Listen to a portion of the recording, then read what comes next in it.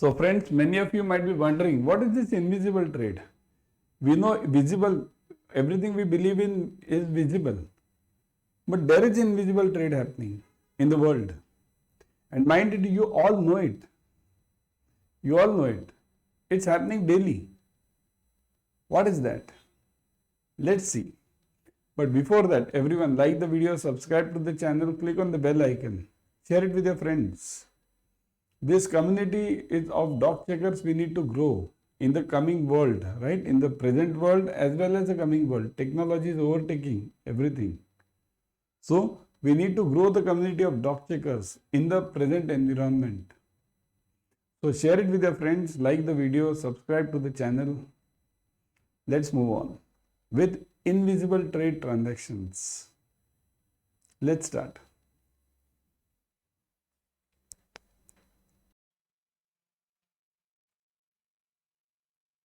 So many of you might be wondering, what is this invisible trade? Means we know goods, we know everything, we know how the goods are transferred, we know money comes, export, import.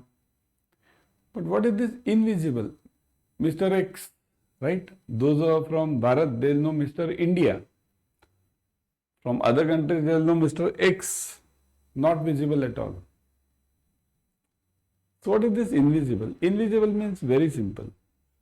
Nowadays the economy, see, the economy of any country moves from first agriculture to manufacturing to services, right?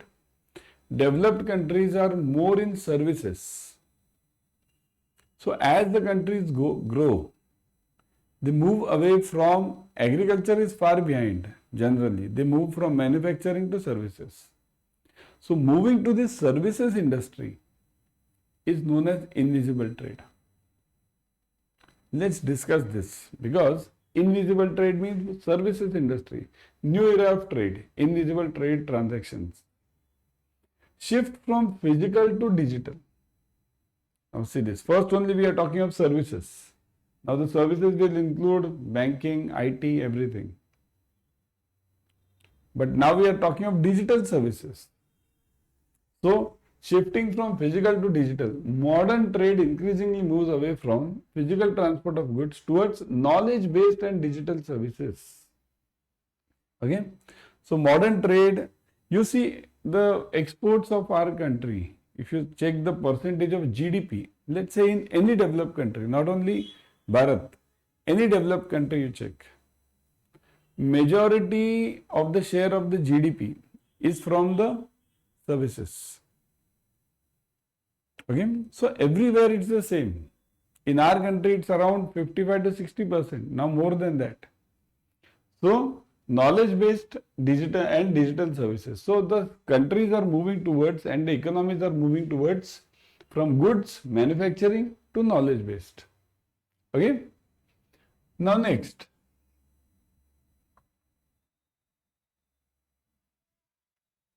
Invisible trade means transactions that involve no physical exchange or transportation of goods but generate significant economic value and foreign currency, right?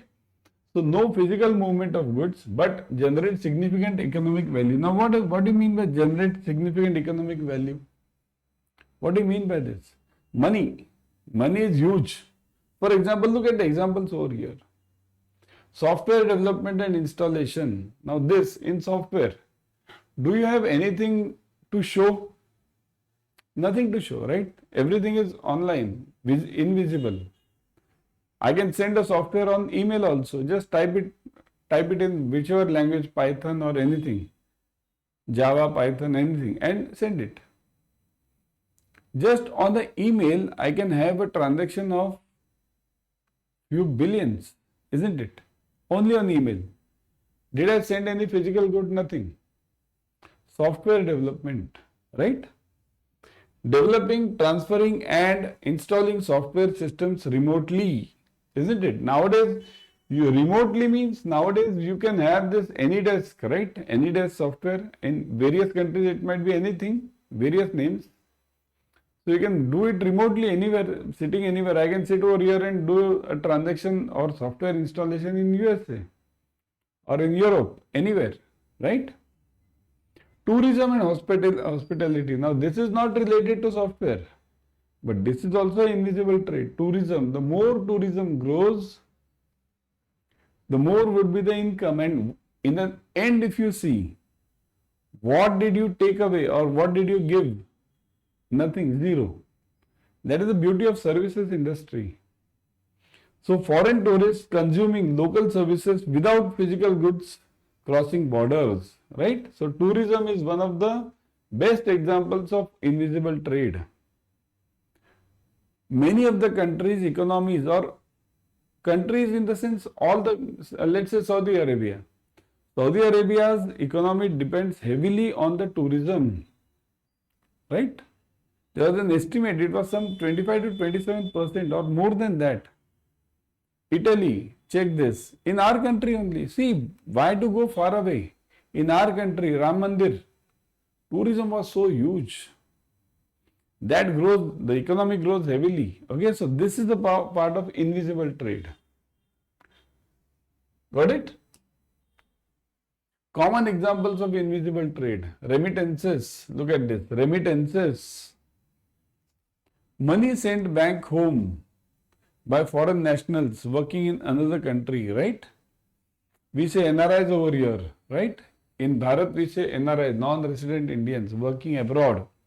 They send the money. Similarly, other countries, all the countries. See, there are many views which I am seeing from foreign countries for these videos on CDCS. So you can have it from any country, okay? The foreigners, the residents going out, citizens going out, working there and earning. They can definitely send a remittance, and that becomes an invisible trade, isn't it? That actually that collects, that forms the part of your GNP, gross national product. If you check economics, the two terms are GDP and GNP. GDP means whatever has been developed within your country limits. Now that might be developed by your citizens or foreigners, but within that limit, that is known as GDP. GNP means what? Your citizen working anywhere in the world produces or sends money, creates money, that comes under GNP. So this part will come under GNP, money sent back by foreign nationals, okay, working in another country. Agency services, services or goods purchased by foreign multilateral agencies which while operating within the host country, right? Services or goods purchased by the foreign nationals or multinational agencies, right? So those companies who are working in our country and purchasing the local products. Okay, many of them have set up shop in Bharat, right? So these countries will require spare parts. Many car companies are there, many power generation companies are there. All of them have set up the business over here, and they'll be requiring the spare parts. So those spare parts will be consumed from the local market, but that also forms a part of invisible trade. Why? Because that person or that entity is a foreigner. BPO services, business process outsourcing, where information is processed overseas and shared via electronic medium, right? BPO services, back office. Nowadays, BPOs have come up with various separate names, BPO, KPO, knowledge processing outsourcing. Okay, that is also, see, there are various types of BPOs now. BPO is not related to only customer service, that yes sir, no sir, credit card or this. Now they have become KPO, knowledge processing. Means you consider the back office, the GIFT city over here, okay, in Gujarat, Gandhinagar, that has become a major part of KPO now. Many countries are having these KPOs, okay, but where it is cost effective. After all, everyone will look at the cost, isn't it? So BPO services, business process outsourcing, wherein information is processed overseas and shared via electronic medium. Knowledge-based sales. Now knowledge-based sales means intellectual property transfer, including software updates and consulting fees, isn't it? Your patents, your copyrights, okay, your trademarks, all of them will be a knowledge-based sales, right? They will fetch you heavy money, isn't it? You see, in any country where let's say Coca-Cola operates. From where does Coca-Cola get money? In various countries it operates. Branding, brand, trademark. Okay? So this also forms a part of your invisible trade. Regulatory adaptation to invisible trade means now what are the regulatory regulations and what are, because otherwise see what happens is, for example, software. Where is the proof that I have exported the software? I'll prepare a code, I'll send it to someone and in a foreign country and I'll get money from that. Where is the export? How will the government know? Or how will it be included in my GDP? How will I be taxed on this? For that regulations are needed. So what are the regulatory aspects or adaptations? Need for specialized regulation. Regulatory agencies are more sensitized to create systems specifically targeted at non-physical digital transactions, right? So everyone is focusing on the same. Everyone knows this. That services industries are growing, right? And accordingly, the agencies are also gearing up towards that. UCP adaptation, Uniform Customs and Practice for Documentary Credit, UCP 600, was modified to accommodate electronic presentation of documents, right? EUCP we have. EUCP, electronic presentation of documents, right? So accordingly, see, agencies are also, or the concerned parties who are the regulators, they also know, as you read, I read on a software or on a website or on the portals, everyone reads, right? So they are also gearing up. RBI soft tax form for our country, Bharat. India's Reserve Bank of India utilizes a specific soft tax form to monitor and track remittances against the export of software and related IT services. Isn't it? We have soft tax. Basically, we have two, right? EDF and soft tax. EDF is for everything else other than software. And for software, it's soft tax. Okay? So, how do you declare it in soft tax? See, it's a self-declaration. Kindly note. In EDF, whenever you send anything, okay, kindly note the difference between EDF and soft tax. In EDF, whenever I have sent some goods, so there is someone to check over there. Customs office is there. Either at the airport or on the ships or anyone when we cross the country limits. Okay. There is someone to check. But in software, there is no one to check. It's a self-declaration. I have to declare it that I have sent the software of so and so amount. This will be counted as the export. And afterwards, I'll be receiving the money for that. Otherwise, what happens if I don't declare and I receive the money? Definitely the agencies will catch me, isn't it? So this was all about invisible trade. Okay. Now those who are planning to appear for CDCS, okay, those who are planning to appear for CDCS, kindly note, join the Adda247 CDCS batch. Okay, the CDCS batch over here at Adda247. Kindly join this. See this. In CDCS batch, you are getting all the 5 elements: UCP, ISP, ISBP, URR, EUCP, completely in details. All the articles are discussed along with various examples, and the timings are as per your schedule. Pre-recorded videos. We also have live classes on Sundays. Okay, so do join that. In fact, the recorded videos are so enough that you don't need anything else. Plus, we have question banks. Okay, we have question banks over here. Question bank, complete question bank with your examples. Nowadays, we don't call it in basket. Earlier, we used to call it in basket, right? Nowadays, we call them examples. Examples means case studies, along with various case studies. So detailed.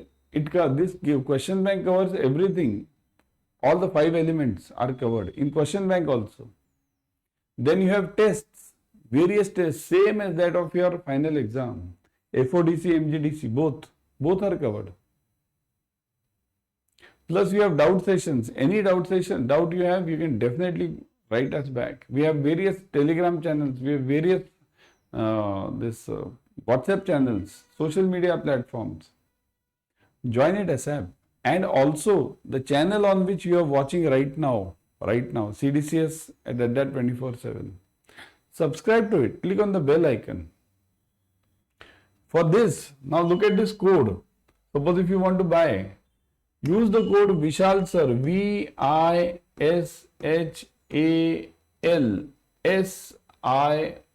Vishal Sir 50. See this, immediately you get discount, 50% off. Plus, if you want installments in this, you can do that also. Call on the number given. See, if you call on the number given, you be from any country, 919240023281. 919240023281. Call on this number from any country, but call during the Indian Standard Time, means working hours, and you'll get the installments also. Okay? How to pay from any country? Those facilities are also provided. Okay? So do join ASAP. Okay? Bye everyone.